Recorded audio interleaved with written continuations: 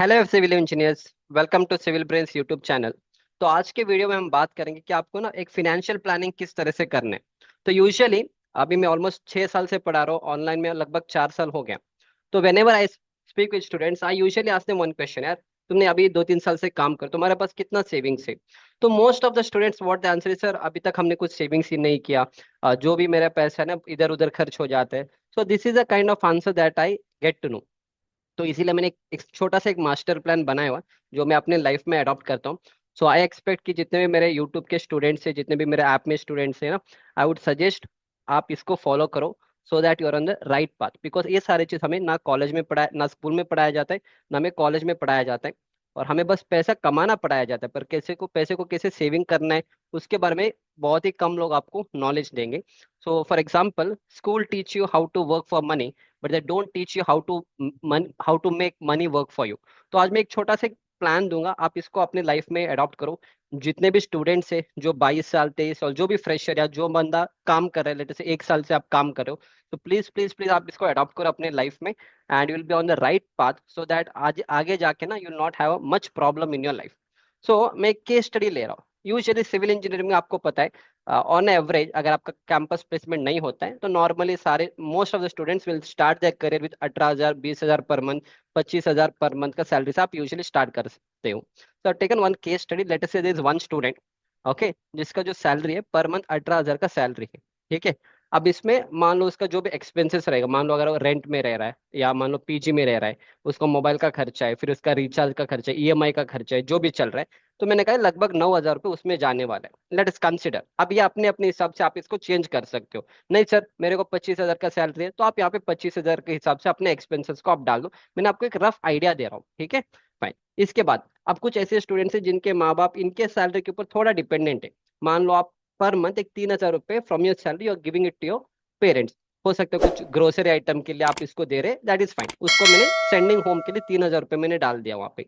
And other own needs, अगर आपके खुद के कुछ खर्चे रहेंगे ना, तो इसके लिए मैंने यहाँ पे 3,000 रुपये रखा है। तो टोटल 18,000 में 9,000 is going towards your rent, PG, mobile recharge, EMI and all.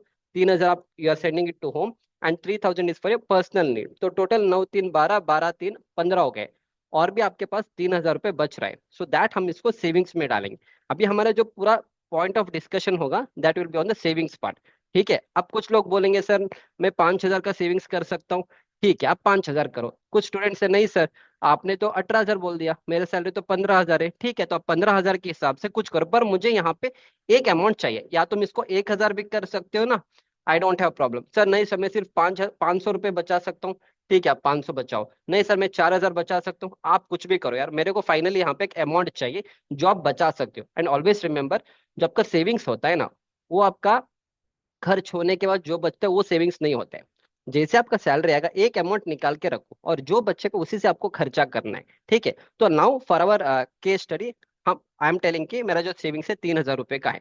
अब इसमें से हमें क्या क्या करना है, कहाँ पे हम सेविंग्स कर सकते हैं? Usually there are different instruments. एक आप एफडी कर सकते हो, सेकंड आप म्यूचुअल फंड में कर सकते हो, थर्ड आप स्टॉक्स में कर सकते हो। स्टॉक्स आई स्टॉक मतलब share market, which I not speak, I only speak on the mutual fund and the FD point of view. ठीक है।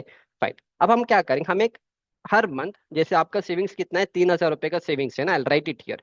पर मंथ आप लोग 3,000 का सेविंग्स कर सकते हो। तो what I am telling is, अब पर मंथ इस 3,000 को हम डिवाइड करेंगे। हम बोलेंगे पर मंथ इस 3,000 से आप 1,000 रुपये आप म्यूचुअल फंड में इन्वेस्ट करो। ठीक है, start investing in mutual fund. अब म्यूचुअल फंड में आपको अलग अलग फंड रहेगा, ऑल दो थिंग्स हम बाद में देखेंगे, मैं अपना पोर्टफोलियो भी आपको दिखा दूंगा। ठीक है। फाइन। तो लेट से 500 रुपये का आप दो एसआईपी, एसआईपी मतलब सिस्टमेटिक इन्वेस्टमेंट प्लान। इसका मतलब है अगर इस बॉटल में पानी है, इसको मैं एक साथ भी पी सकता हूँ, which is called as lump sum. नहीं तो इसको मैं सिप बाय सिप, थोड़ा थोड़ा थोड़ा थोड़ा पीने वाला हूँ, that is called as systematic investment plan. मतलब इसको आप हर मंथ 1,000 रुपए 1,000 रुपए every month you are saving in your mutual fund, okay, that is called as systematic investment plan. तो आई मैं दो फंड ले रहा हूँ जहाँ पे 500 500 का दो डाल दूंगा, which will come out to be 1,000 rupees per month. नहीं सर मैं 1,500 रुपये कर सकता हूँ, तो आप तीन एसआईपी हम ढूंढेंगे, तीन फंड्स को हम ढूंढेंगे, और 500 500 500 का हम तीन करेंगे। नहीं तो आप 750 का भी आप दो कर सकते हो। टोटली आई कंसिडर की पर मंथ में 1,500 रुपीज का मैं म्यूचुअल फंड में इन्वेस्ट करूंगा, या लेट अस से 1,000 rupees I invest. Okay, I go with this. मैं दो एसआईपी करूंगा सर, 500 500 रुपए का दो एसआईपी करूंगा, 1,000 रुपीज हो जाए। ठीक है। अब बचेगा कितना, 3,000 में 1,000 आपके म्यूचुअल फंड में चले गए, 2,000 आपका बच रहा है ना। नेक्स्ट हम एक इमरजेंसी फंड को बनाएंगे। ठीक है। अब इमरजेंसी फंड हम 2,000 रुपीज पर मंथ का एक इमरजेंसी फंड बनाएंगे। कैसे बनाएंगे इमरजेंसी फंड? देखो, जो भी आपका महीने का खर्चा है, अब मान लो मेरा महीने का खर्चा लेटे से अभी सैलरी 18,000 का है, तो 10,000 रुपये तो मेरे को वैसे भी खर्चा करने के लिए 10,000 रुपये तो चाहिए, जिससे मेरा रेंट भी चला जाएगा। एंड फिर इसके बाद मेरा ईएमआई हो गया या मोबाइल का रिचार्ज, इतना तो मेरे को हर मंथ 10,000 एनी कॉस्ट मेरे को चाहिए चाहिए। That is your monthly expenses. तो जितना भी आपका मंथली एक्सपेंसेस है उसका 3 to 6 टाइम्स आप एक अलग से अमाउंट बना के रखो, which is called as emergency fund. For example, अगर आपका मंथली खर्चा 10,000 रुपये का है, ठीक है, मंथली अगर आपका खर्चा 10,000 रुपये का है, तो अगले 6 महीने तक, तो 10,000 into 6 मतलब 60,000 रुपीज आप बचा के रखो। एक साथ तो 60,000 आप नहीं बचा सकते हो। पर मंथ आप क्या करोगे, 1,000 रुपये इधर चला गया, 2,000 बच रहा है ना, तो 2,000 में आप पर मंथ 2,000 2,000 2,000 2,000 आप सेव करते चले जाओ।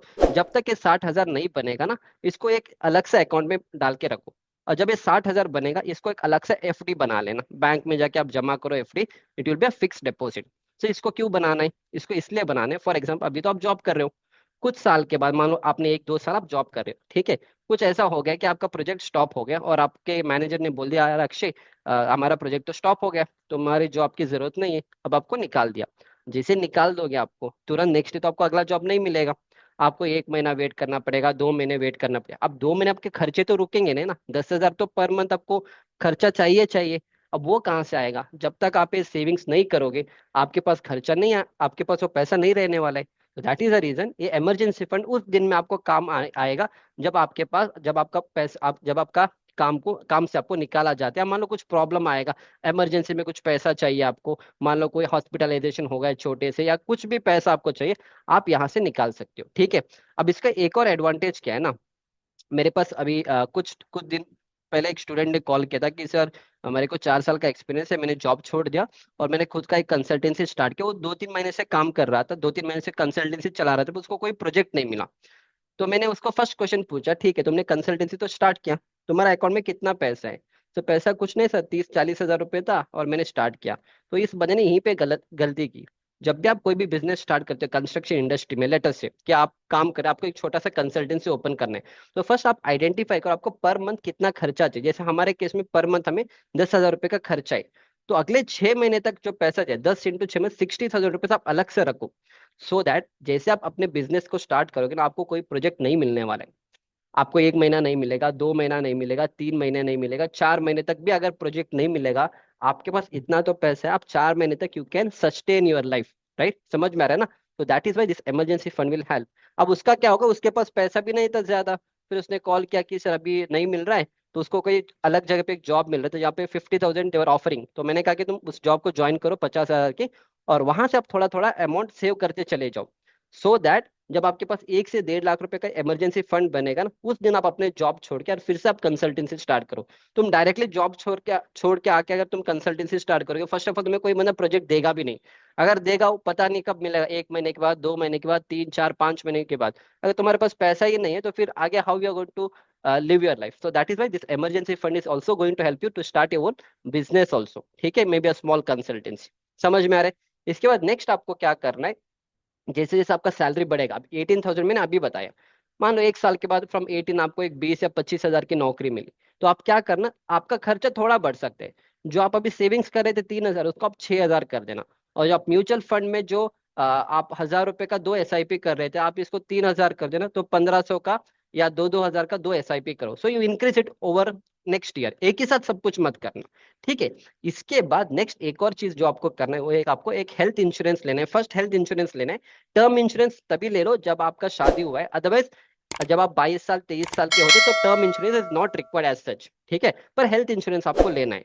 तो हेल्थ इंश्योरेंस क्यों लेना है? सिंपल देखो, हेल्थ इंश्योरेंस का कितना पड़ेगा, अगर आप 10 लाख का भी कवरेज बना लोगे ना, तो आपको महीने का 800 या 1,000 रुपये का प्रीमियम पड़ेगा। आप जितना कम एज में लोगे ना, आपका प्रीमियम बहुत ही कम रहेगा। अभी मैं 30 साल का हूँ, अभी मैंने रिसेंटली लिया था, तो वो लगभग मेरे क्वार्टरली मेरे फैमिली का कराया था, वो 24,000 रुपीज पड़ रहा है मेरे को पूरे साल का। अगर मैं ये चीज, अगर मैं 22 साल 23 साल में करते हो ना, करूंगा ना, तो हार्डली मेरे को 800-900 रुपये में ये सब हो जाता है मुझे। ठीक है। Fine. So that is why आपको एक हेल्थ इंश्योरेंस में बना लेना। हेल्थ इंश्योरेंस क्यों बनाना है? फॉर एग्जाम्पल, मान लो आप जॉब कर रहे थे, कुछ हो गया आपके साथ, एंड आज सडनली आपका हॉस्पिटलाइजेशन हो गया एंड छोटा सा कोई एक ऑपरेशन करना पड़ गया, और ऑपरेशन करने के बाद आपका बिल आ गया लेटेस्ट से 3 लाख रुपए।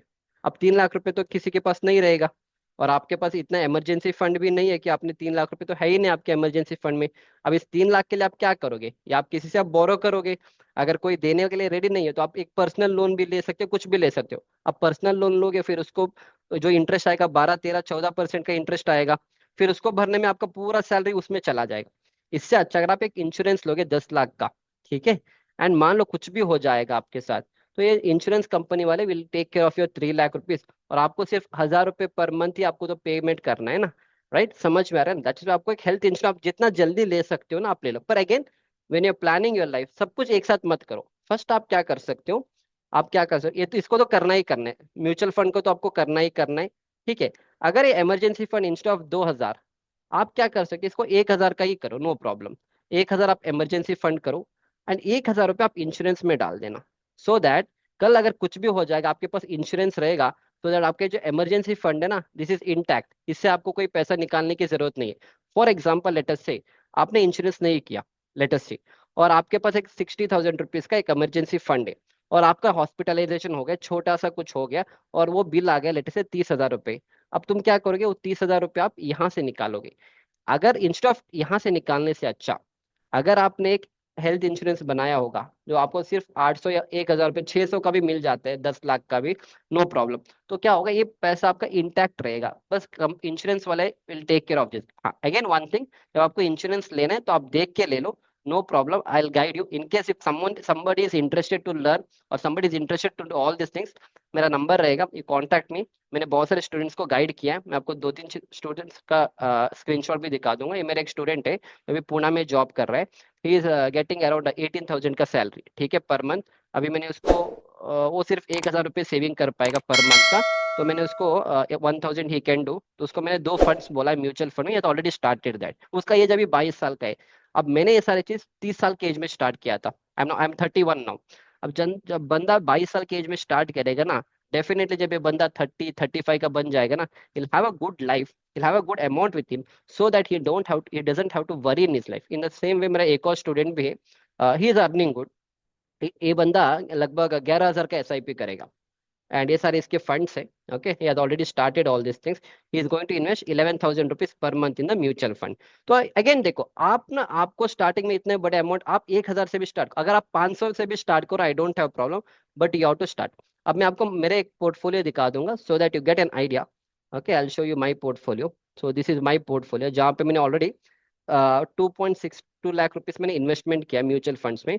अभी तक मैंने 14,000 rupees I earn from it. देखो, ये 14,000 अर्न करने के लिए मुझे कुछ नहीं करना पड़ रहा है, I am just investing money every month, so that अभी लगभग मैं 5 6 महीने से ये वाला इस अकाउंट से कर रहा हूँ। लगभग 14,000 रुपीज का what is that profit I get. अभी इसमें डेली अप एंड डाउन होता रहेगा, but you don't have to worry in mutual fund, ठीक है। जब आप इसको ओवर द पीरियड ऑफ 10 15 साल तक आप करते रहोगे ना, you'll have a good amount with you, so you don't have to run behind the money is going to come back to you। समझ में आ रहा है? So this is my mutual fund वाला। तो इस तरह से आपको अलग अलग, आपको क्या करना है, मैं आपको एक चीज बताऊंगा, अगर आपको इन्वेस्ट नहीं करना है, डोंट हैव प्रॉब्लम, पर यू शुड डू। अगर आप मेरे लेक्चर्स भी नहीं देखोगे, आई डोंट हैव प्रॉब्लम। आप मेरे चैनल को सब्सक्राइब नहीं करोगे, आई डोंट हैव प्रॉब्लम। आप कमेंट सेक्शन में गाली भी दोगे, I don't have problem. One thing you do it, that इस ऐप को डाउनलोड करो, IND मनी ऐप को डाउनलोड करो। एटलीस्ट एक एक्शन आप ले लो, take one action towards your goal today. IND money app को डाउनलोड करो, and if you are really interested, मैं आपको ये भी बता दूं करना कैसे। IND ऐप आप डाउनलोड करो, डाउनलोड करने के बाद ना, एक मिनट, यहाँ पे एक ऑप्शन होता है, where is that, mutual fund का एक ऑप्शन होता है, come to the mutual fund.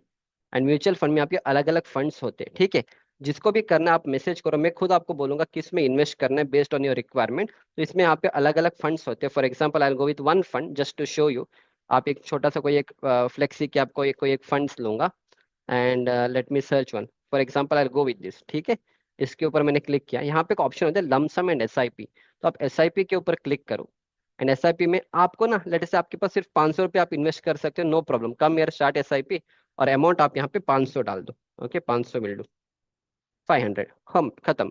और आपको इसको मंथली करने, जिस दिन आपका सैलरी आएगा उसका 2 दिन के बाद आप इसको डेट लगा देना। जैसे फॉर एग्जांपल आपका पर मंथ का सैलरी लेटर से 2 तारीख को आता है, तो आप इसको 4 तारीख का डेट दे देना, तो 4 तारीख से अपने आप अकाउंट से वो कटेगा और यहाँ पे कंटिन्यू करो। फिर आपका बैंक अकाउंट आपको यहाँ पे सेटअप करना है, और हर मंथ उस टाइम पे ये अमाउंट आपका कट हो जाएगा। समझ में आ रहा है ना? तो आपको ये सारे चीज करो, कौन सा फंड चूज करना, at least I can help you to certain level. आप you can get back to me, मैं आपको हेल्प करूंगा। Okay, so try to do all this thing. जब तक आप ये सारी चीज नहीं करोगे ना, there will be problem in your life after some time, आपके पास पैसा नहीं रहेगा। एंड जितने कम एज में आप स्टार्ट करोगे ना, उतना ज्यादा आपका रिटर्न्स बनेगा। ठीक है, तो try to do all this things.